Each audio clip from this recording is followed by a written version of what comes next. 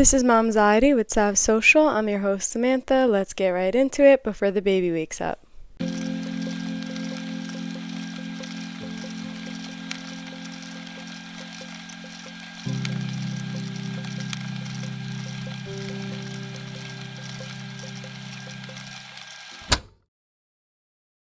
Hey guys, welcome back to season 2, episode 2 of Momxiety. Today I have the pleasure of speaking with a registered dietitian. She specializes in integrative and functional nutrition and has her own practice called New York Farmacist. Iman often works with people who have gut health issues and more recently is turning her focus on nutrition and its impact on fertility and maternal health. Iman also has a degree in horticulture and enjoys teaching people how to grow their own food and how to cook meals with the mindset that food is medicine. We're actually going to hop on a video call with her momentarily, so please welcome Iman Marghoob. Hi, Iman. Happy New Year. Hi Sam, how's it going? Good, good. I'm so excited for today's episode. We had a lot of planning behind the scenes, so we have a lot of exciting topics to talk about today. Before we begin, I think it's always important for you to consult your healthcare practitioner prior to trying anything new, of course. But yeah, so Iman is going to share a lot of good resources and tips to help navigate a better lifestyle when family planning, and it's always important to take care of ourselves, of course, when taking care of others. So first off, why don't you tell us a little bit about yourself? So, I am a mom, uh, wife, grandmother of three little beautiful girls, and I live here on Long Island, New York, and I love to garden and teach people how to cook healthy. And this is a nice topic for us to share information on, and hopefully it makes at least one person's life a little easier and more successful. Yeah, awesome. Let's jump right into it. We're going to be talking about fertility nutrition today. Let's just start with the basics, of course. So, what are the statistics of infertility? So, to define infertility, it really means when a couple has been really trying to conceive for at least 12 months Mhm. unsuccessfully. And we know that globally, the rates of fertility are increasing, and it's estimated that at least 15% of couples that are trying to conceive are experiencing infertility, and that the United States is currently at an all-time high with infertility rates. Wow, that's it's crazy, I guess, just, due to lack of conversation about this, it's not really a topic that you would bring up with somebody. Um, Mm-hmm. it's so interesting how high the numbers are, because like I said, like for me, it's not like you don't hear that often, but Oh, it just because it's not a conversation, it doesn't mean it's not happening. right. Um, Until you meet that one person that says to you, I'm yeah. having problems, and then they're not alone. Yeah, exactly. And I think it's always important to speak out about it, just to share your story because, like you said, you can help somebody else that might be in a similar situation. Absolutely. Um, so although there may be many factors to this, what is the root cause of infertility? So there's a few of them, and Hmm. we try to look at oxidative stress. For example, what kind of, is the person smoking cigarettes or cannabis? Is there inflammation going on? Do they have a lot of infections? Is there a problem with the digestive health? Immune health? Is their body not detoxifying properly, or is it exposed to too many toxins? Hmm. And also mitochondrial health, which is the little energy factories in our body. Are they not working as well as they could be? And how can we help support those little factories, the mitochondria? Yeah, that's awesome too, like that you're sharing the different parts of it because some people might think it's just nutrition and maybe Mhm. they feel like they have a great diet, but they're lacking in other categories. So, I'm excited that we're gonna, do a little deep dive into other aspects of that. Um, and of Absolutely. course, there's two people that play a role in conceiving. So, how much does the male partner have? Like, how much impact do they have during this So process? the male partner has impacts a minimum of 40% towards the success of fertility. So it's a lot of the focus goes on the women Hmm. generally. You hear an IVF, the woman's going through a lot of procedures, but it's equally important that, the man gets checked out, semen analysis and so on. Hmm. And there's a lot that, the male can do, and questions that we have for the male partner that could contribute to infertility with the couple. Okay. And Um, so, go no, ahead. I was actually just, I have in our notes that we were talking about dental hygiene and how you had said it was so important. I thought that's just one thing that really stood out I to me. know. We spoke, It's if you want to go it into. blows my mind, that oral health impacts both male and female partners Mhm. and can negatively impact fertility. So there's bacteria in the mouth, and Mhm. in those bacteria, and if it's a certain types of bacteria, can actually cross the uterus and cross the placenta and have, Wow. result in pretty bad outcomes. So it's, you can have miscarriages, you can have poor implantation of the embryo, so Mhm. many different things. So it's one of the, foundational, I guess, ways to take care of yourself is to make sure you're seeing a dentist every three Yeah. months even before planning to have a child. If you know that, would like to try, that you should already be actively making sure that your gums are healthy and you're doing, good dental hygiene practices. As far as the male partner, what can impact the male fertility? Things that are looked at is like, has the male partner been tested for thyroid disease? These are things that are all going to affect fertility. Does he have a chronic stress or chronic infections? Does he consume alcohol or smoke cigarettes or cannabis? Does he have a sedentary lifestyle? Is he, exposed to a lot of heat? So putting the laptop on your lap, wearing tight clothing, sitting in a hot tub too frequently, or Mhm. sauna too frequently. Those are all things that can impact male partner's fertility.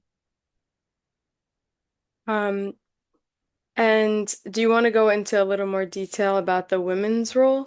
Yes, this Okay. is a good time to do that. Okay. So the number one cause for infertility in women is age. These days women, for various reasons, are having children at a later age. Hmm. And so that's the number one cause. Other things that are quite important are is there polycystic ovarian syndrome? Is there a Hmm. diagnosis? Is there a diagnosis of endometriosis, which are also very common and can also impact fertility? Has the woman been tested for thyroid disease and also celiac? A lot of women that have celiac also have higher rates of infertility than other women who don't have celiac disease.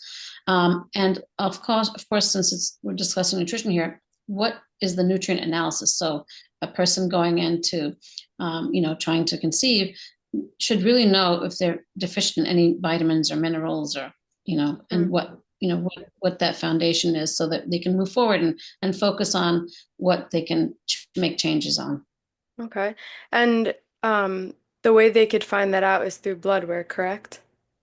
Correct. Yeah, there's Okay. several labs that your practitioner, healthcare practitioner, can order for you. There's one that's a really comprehensive one called Nutrivel by a company called Genova. But Okay. your physician, a healthcare practitioner, can also look up, through regular labs like LabCorp, or Yeah. and you can find a comprehensive nutrition analysis. Okay.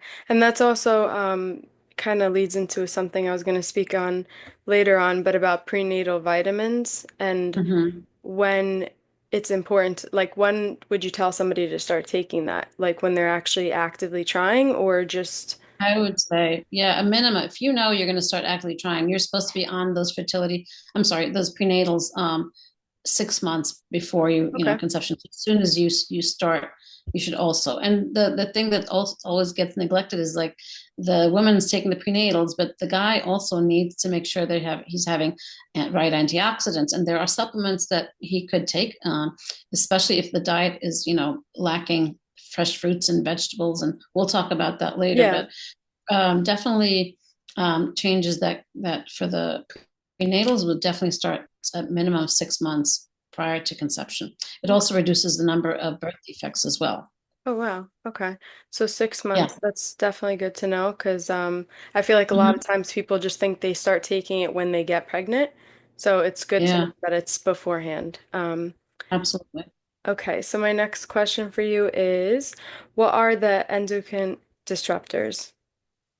Endocrine disruptors are chemicals in our environment. We're surrounded by them. There's thousands of them, and we find them in a lot of things that are really close to us. You don't think you think of pollution like smokestacks, Hmm. but they're actually in our homes as well. So I'm going to bring you some products here that we know that are in our homes. So, for example, Hmm. we've got candles. Especially if you're using a petroleum-based candle as opposed to a plant-based candle. Skincare products. So you lather yourself with lotion. You shampoo your hair. Nail polish, has formaldehyde, and they're deodorant. What kind of deodorant are you using? Those are all endocrine disruptors, and they can impact our hormone levels negatively, and also result in poor outcomes with the birth. There's even like looking at your cleaning solutions. What are you using to clean your toilet bowl? Using a lot of bleaches, using a lot of harsh chemicals, and this is one that I know that is very important to me because on multiple levels. So you look, what are you putting in your dishwasher, right? So in your dishwasher, they found that these types of detergents actually leave a Hmm. plastic film on your dish or in your cups. Wow. So those are not great so Yeah. making sure you're looking up a better type of cleaning products in your home. And we'll get, I guess they can cause also, endocrine disruptors can cause autoimmune disease. Like I said, interfere with fertility, alter your hormones, Hmm. and also interfere with fetal sexual development. So that's more in depth. We won't really get Yeah. into that, but they're around us and we have to be more mindful of, looking for them, finding them, and avoiding them or cleaning them out of our house.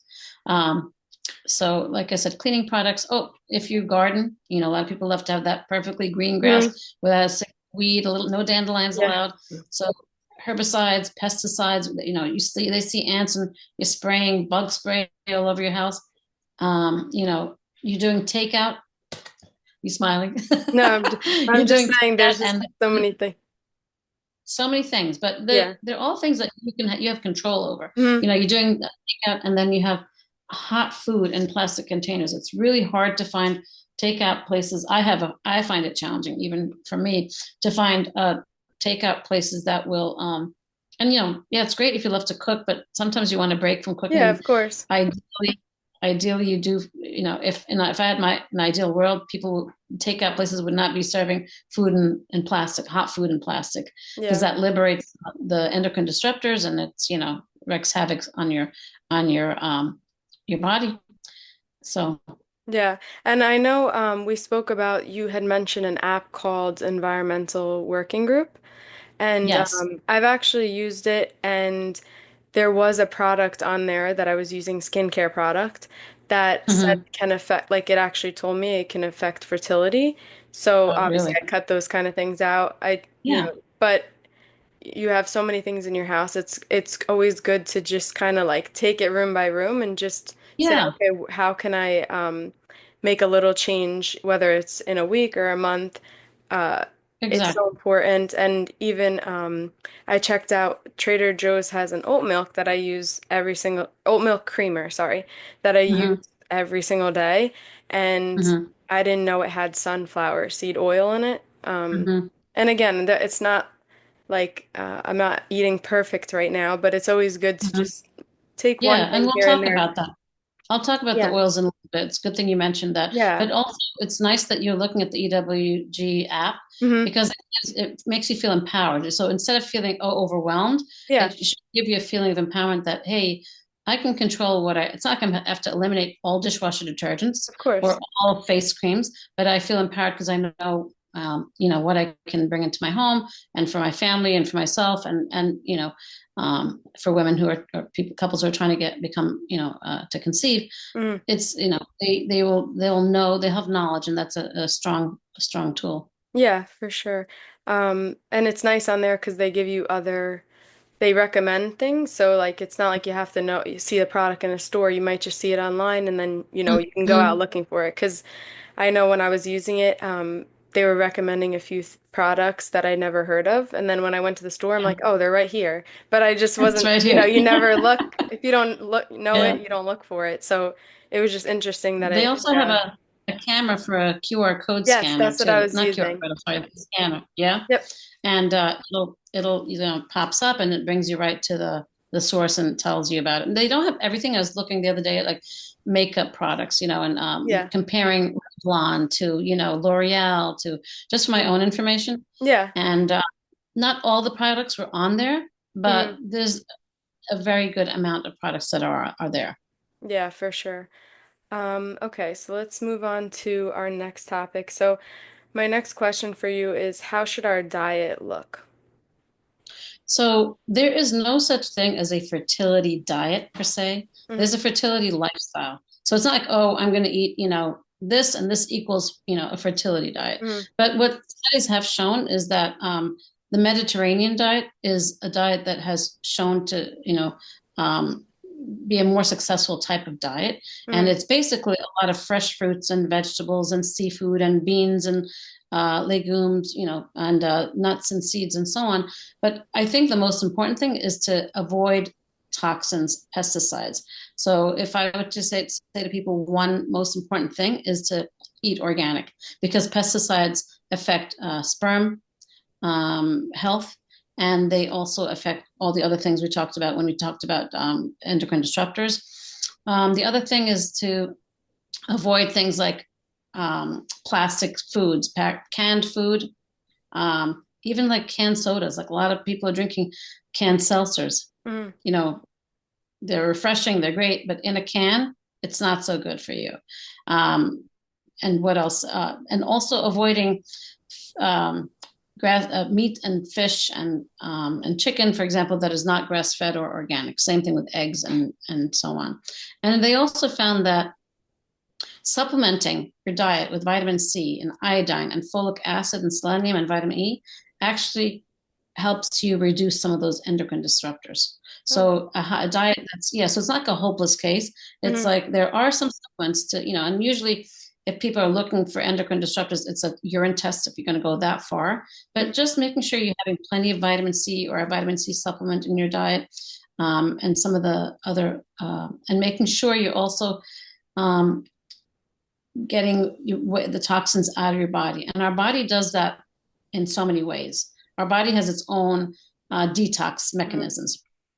You urinate, when you have a bowel movement, when you're sweating. Those are all ways that your body naturally, your liver is your detox machine. Hmm. So people think they have to go and buy detox plans and products, and it's actually not recommended when you're on trying to conceive. It's actually you just want to make your body work for you. So eating, for example, lots of leafy greens, bitter greens, especially like arugula or endive or chicory, or some people eat dandelion greens, but the bitter greens are really beneficial to the liver and help the liver detoxify. Okay. Just What other things? oh, I was Yeah, gonna just say, sorry. No, you had mentioned like a Mediterranean diet. If someone doesn't eat mm-hmm. fish, what supplement should they Mm-hmm. take? They should take omega-3, a good omega-3 supplement, and to make sure that they're looking at the quality and the actual amount of and the source. There's a product called Nordic Naturals, which Hmm. is a very high quality omega-3, Okay.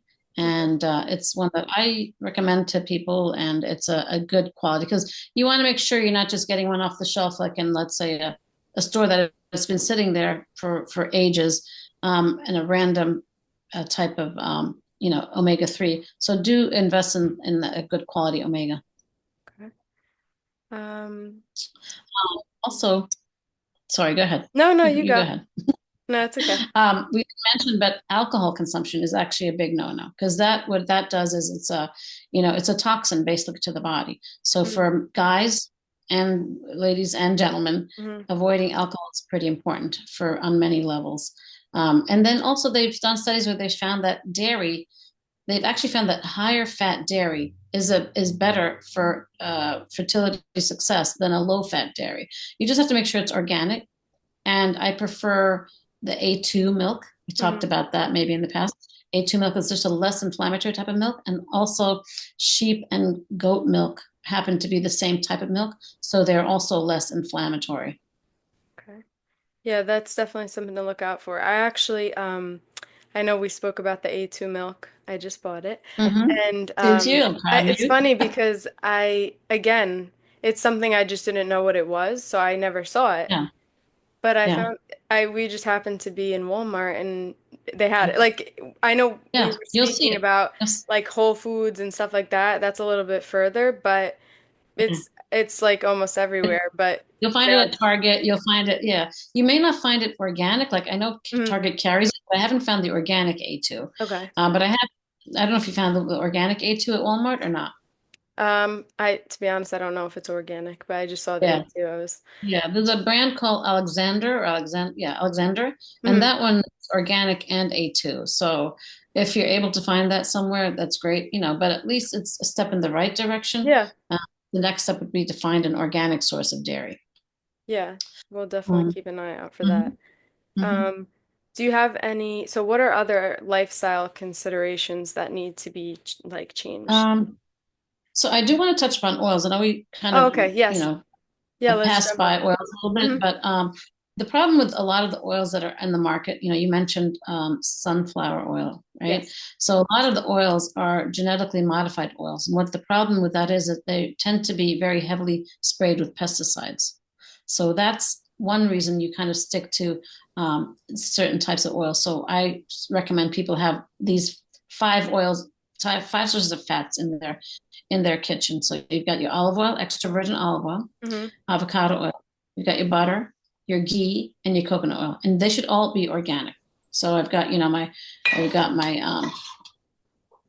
my organic big jug of olive oil over here. I've got my organic coconut oil over here. That's you want to make sure that you're using good quality organic fats. The other fats, also the other problem with the other types of fats like corn oil, canola oil, and like you said, sunflower oils, that they don't handle high temperatures very well, Hmm. and then they cause what's called free radicals. So it's one of the things that affect your mitochondria.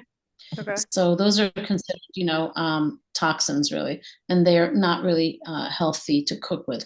If you're cooking something in high heat, like let's say chicken cutlets, like I know you like to make chicken cutlets, Hmm. I would use like an avocado oil because that handles the heat way better than let's say an olive oil.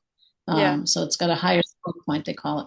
Okay. And it's funny because I changed all like this is a while ago. I stopped using canola oil completely and I only use Okay, olive good. oil and avocado. So I thought I was doing Okay, good. And then I found it yeah. in the creamer. So it was just interesting to me because I never would have thought it was in there if I didn't look. So Well, it just at shows Trader how like Joe's, sometimes you don't know, like you have to yeah, really keep an eye on things. but I think Trader Joe's has, last I read, is that Trader Joe's does not use genetically modified products in their products. Okay. So so that's a comforting thought. Hmm. They don't use. So that's been since before 2018. Didn't they don't use products that have genetically modified. So So that's that's kind of good. nice. At least that Yeah, part. yeah, Um, yeah. so I know I had mentioned about what are other lifestyle considerations. I know we talked about alcohol, smoking. Is there anything else you wanted to add to that? Yeah, I would add to that list avoiding caffeine. Maybe 1 cup a day. Again, it's not the greatest for reproductive health. A lower sugar diet. Hmm. Avoid the cookies, the cakes, and the sweet cereals. Also, meditation, spirituality, stress reduction for the guys and the girls. Try to have something in your life that helps you relax and be at peace. They've done studies with acupuncture, and they've shown that acupuncture also helps improve your chances of fertility. They also using different kinds of cookware. So, make sure you're not using any Teflon or any nonstick products. So just use your good stainless steel, or you can use cast iron. You can use a Le Creuset, like the enamel. Those are all fine. Other things to talk about are sleep hygiene. Make sure you're getting your sleep. And so the people that are sitting in bed at night looking at their Mhm. phone or their laptop or whatever, or watching a screen. If you're a person that struggles with sleep, those Mhm. things are not going to help you. So keeping your room temperature like 64 degrees, no screen time 1.5 hours before bedtime. Again, that's if you're struggling. Some people just can fall asleep, nothing Yeah. affects them. But if you're a person that struggles with sleep, that's something you have to keep in mind. Okay. So if, someone was trying to conceive and they took all of these lifestyle considerations in mind, how quickly can they create a change in their fertility? Yeah, so for males, Hmm. it takes about 2.5 months to help improve the health of the sperm. Hmm. For women, if it's an aggressive, type of lifestyle change and doing everything in as short as 1 month, but maybe up to 3 to 4 months. And one of the things we talk about with exercise is they don't recommend that you do heavy, high intense training type of Hmm. stuff. It's more like walking, maybe brisk walking, more gentle type of exercises if you need to shed some weight, because being overweight also is one of the risk factors for infertility. So trying to lose some of the weight gently is recommended. But they've done studies that a study that was done in England years ago, and they took couples, 367 couples, who were experiencing all different kinds of reproductive health between miscarriages and infertility and stillbirth and so on. And they Hmm. basically gave them a simple, basic nutrition lifestyle plan and told them stop smoking cigarettes because some of them were smokers. And they had tremendous success with outcomes. They had 89% of the women became pregnant. Among the 86% of the couples who experienced infertility achieved healthy pregnancies. So Wow. it's like just with such achievable type of strategies, they were Yeah. able to make big changes. Yeah, I was gonna say, just hearing that, I'm sure that makes a lot of people feel good that they have the opportunity to, with the right sources, um, to Mhm, really change the likelihood of, being fertile and just going through mhm. these situations, changing that likelihood. So that's really cool that like we have that opportunity Yeah, to do that. there's Um, hope. yeah, exactly. Um, Let me see, where am I at? Was there anything else you wanted to go over today? I think we basically wrapped it up. I mean, I Yeah. finished everything I wanted. Again, it's like you said, making small changes at a time, not to get overwhelmed, and start with the diet, start with cleaning up your refrigerator and saying, hey, you know what?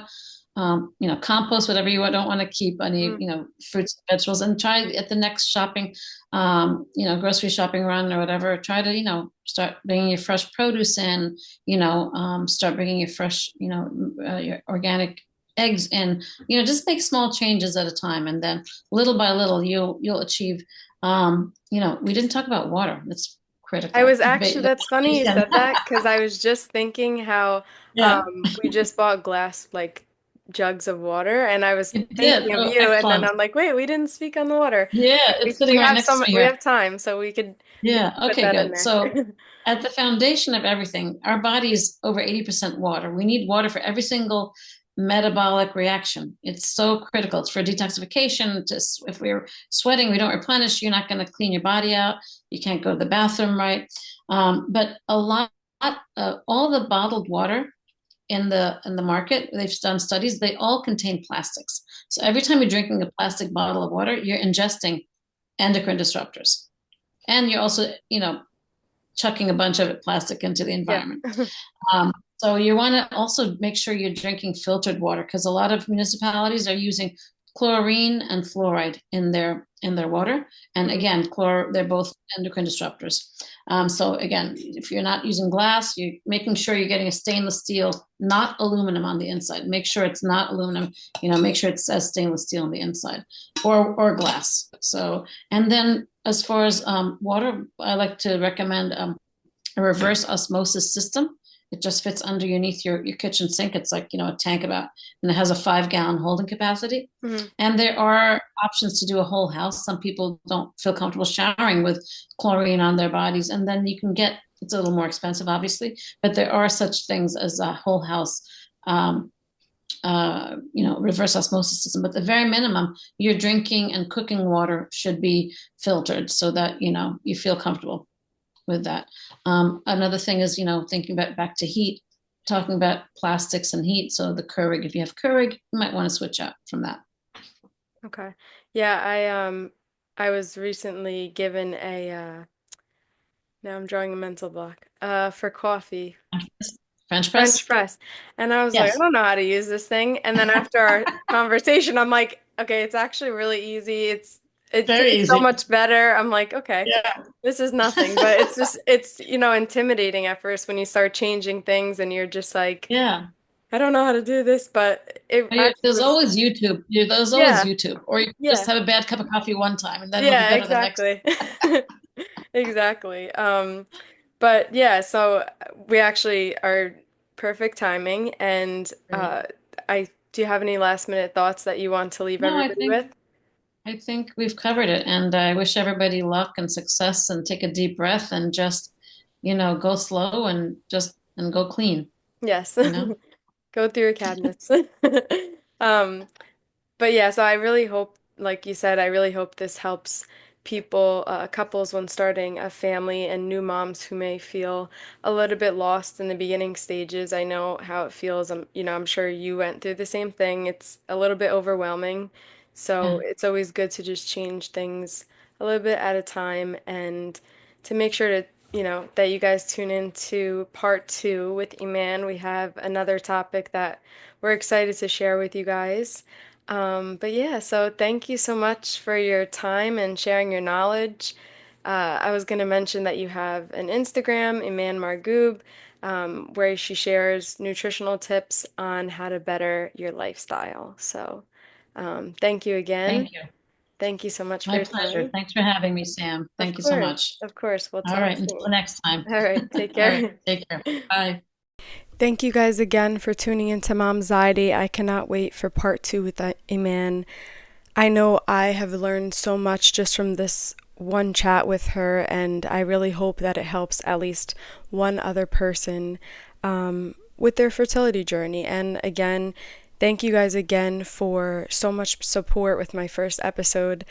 Like I said in it, I was a little nervous and it was challenging to speak about, but I got so many messages and love, and I heard so many stories of other women that may have been through something similar, and that's exactly why I posted this. So please stay tuned for more episodes of Momxiety, and we will talk soon. Love ya. Bye.